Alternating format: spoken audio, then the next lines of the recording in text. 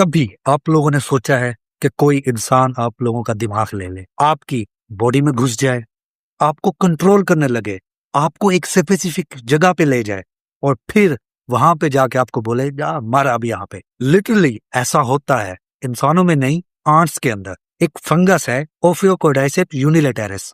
लोग इसे बुलाते हैं zombie ant fungus. Literally zombie, यही वो फंगस है जिसने द लास्ट ऑफ अस को इंस्पायर किया। वो सीरीज जो ज़ोंबीज के ऊपर बनाई गई है वो इसी फंगस से इंस्पायर हुई है। 1859 में ब्रिटिश नेचुरलिस्ट एल्फ्रेड ने ये नोट किया कि आंट डिफरेंट बिहेव कर रही है। वो कोई बाइट करती हैं, किसी वेयर तरीके से चल रही हैं और फिर जाके मर जाती हैं। वहां से फिर एक फंगस ग्रो होता है। उसने सोचा ऐसा होता क्यों है, उसने स्टडी करना शुरू कर दिया। अब उसने जो नोट किया वो शॉकिंग था। एक फंगस है, वो आंट की बॉडी के अंदर जाता है, बॉडी में वो मसल्स को कंट्रोल कर लेता है, मगर ब्रेन को कंट्रोल नहीं कर पाता क्योंकि वो ब्रेन के अंदर घुसता ही नहीं है।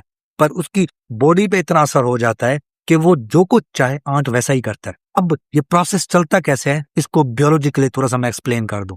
अब जो फंगस है वो स्पोर्स बनाता है जर्मिनेट करने के लिए। अब वो स्पोर आंट के अंदर जाता है, आंट के अंदर जाके दोबारा रीजनरेट होता है, पूरा फाइलम बनता है।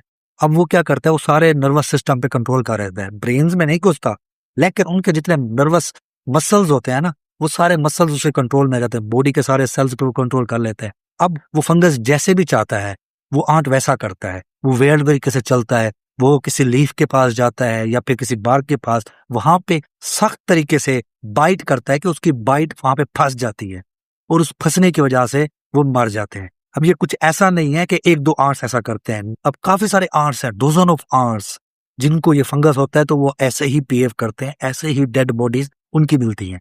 ये है नेचुरल प्रोसेस कि ज़ोंबीज कैसे वर्क करती हैं। ये नेचुरल है कि फंगस आंट्स को कंट्रोल करता है।